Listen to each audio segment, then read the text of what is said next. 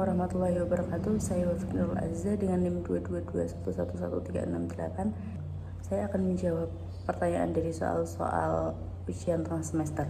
Soal yang pertama ini, jelaskan pengertian gadai syariah dan perbedaannya dengan gadai konvensional.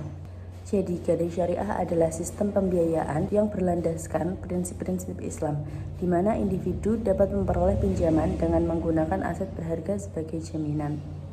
Adapun perbedaan dari gadai syariah dan gadai konvensional, yaitu pada yang pertama pada prinsip dasarnya. Jadi gadai syariah ini beroperasi berdasarkan hukum Islam, seperti menghindari gharar dan menerapkan prinsip bagi hasil atau biaya penyimpanan barang. Sedangkan gadai konvensional ini menggunakan bunga sebagai imbalan atau pinjaman yang merupakan praktik umum dalam sistem keuangan konvensional. Yang kedua ada sistem pengembalian. Pada gadai syariah, pembayaran dilakukan tanpa bunga, seringkali melalui akad jual beli atau biaya pemeliharaan barang. Sedangkan gadai konvensional melibatkan pembayaran pokok, pinjaman, beserta bunga dalam jangka waktu tertentu. Yang ketiga ada resiko kepemilikan.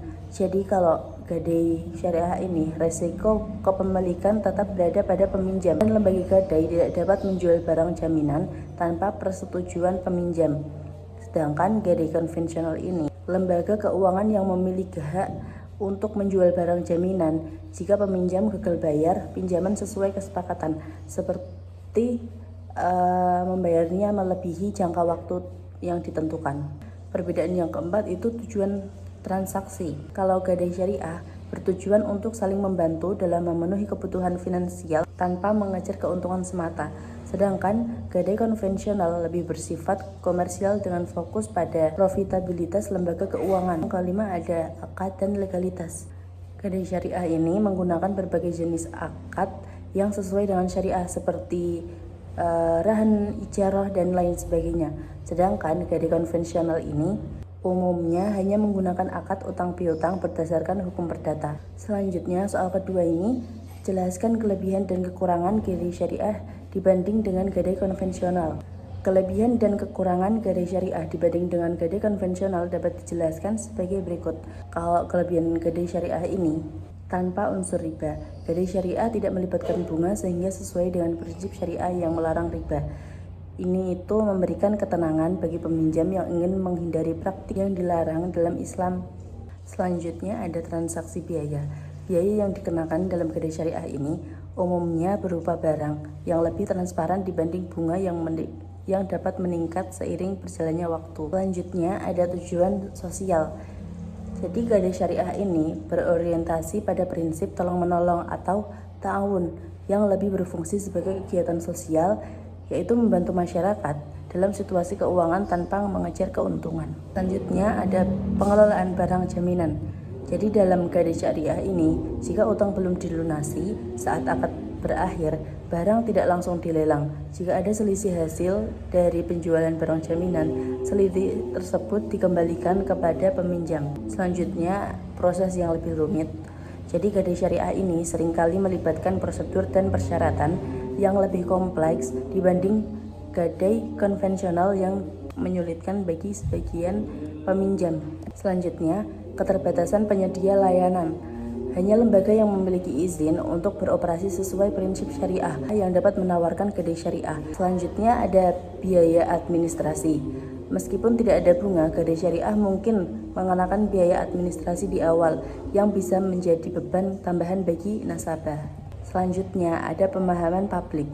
Jadi masih ada tantangan dalam pemahaman masyarakat mengenai konsep dan praktik gadai syariah yang dapat menghambat adopsi layanan ini secara luas. Selanjutnya, kelebihan gadai konvensional. Yang pertama ini, fleksibilitas proses. Jadi gadai konvensional ini biasanya memiliki proses yang lebih cepat dan fleksibel dalam hal persyaratan dan penyaluran dana. Kemudian ada akses yang luas. Jadi layanan gadai konvensional ini umumnya tersedia di lebih banyak tempat dan dapat diakses oleh individu tanpa batasan ketat, seperti pada gadai syariah. Selanjutnya ada kekurangan gadai konvensional. Kekurangan yang pertama ini beban bunga. Jadi, gadai konvensional mengenakan bunga yang dapat menjadi beban tambahan bagi peminjam, terutama jika pembayaran terlambat. Selanjutnya, praktik tidak etis. Transaksi ini dapat dianggap tidak etis oleh sebagian orang karena melibatkan riba dan juga bertentangan dengan prinsip Islam. Selanjutnya yang nomor 3 ini pertanyaannya, jelaskan tantangan dan peluang pengembangan gadai syariah di Indonesia. Tantangannya ini ada beberapa. Yang pertama ini kurangnya pemahaman masyarakat. Jadi banyak orang yang belum memahami tentang konsep gadai syariah, sehingga minat untuk menggunakan layanan ini lebih rendah dibanding gadai konvensional. Yang kedua ini persaingan dengan bank konvensional. Jadi bank konvensional ini mengancam pasar gadai syariah. Selanjutnya, regulasi yang tidak sinkronan antara regulasi dan praktik di lapangan membingungkan penyedia layanan dan nasabah. Selanjutnya, ada rendahnya literasi keuangan syariah. Jadi pengetahuan masyarakat tentang produk keuangan syariah ini masih minim. Selanjutnya, ada keterbatasan sumber daya manusia. Jadi tenaga profesional yang memahami produk syariah ini terbatas dan mempengaruhi kualitas pelayanan. Selanjutnya ada peluang. Yang pertama ini dukungan dari mayoritas penduduk masyarakat muslim. Jadi potensi besar untuk mengembangkan gadai syariah sebagai alternatif finansial sesuai prinsip syariah. Selanjutnya ada peningkatan digitalisasi layanan. Jadi digitalisasi ini dapat memperluas jangkauan layanan dan memudahkan akses bagi masyarakat. Selanjutnya inovasi produk.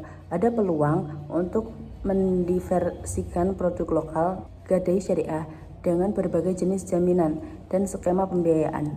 Selanjutnya meningkatkan. Jadi gadai syariah ini dapat meningkatkan akses keuangan bagi masyarakat yang tidak melayani lembaga sosial, terutama pada pelaku usaha mikro. Selanjutnya, kesadaran akan etika keuangan. Jadi meningkatnya kesadaran tentang pentingnya transaksi halal dapat mendorong pertumbuhan penggunaan gadai syariah. Soal yang terakhir, yang keempat, yaitu menurut Anda bagaimana prospek pengembangan gadai syariah di Indonesia?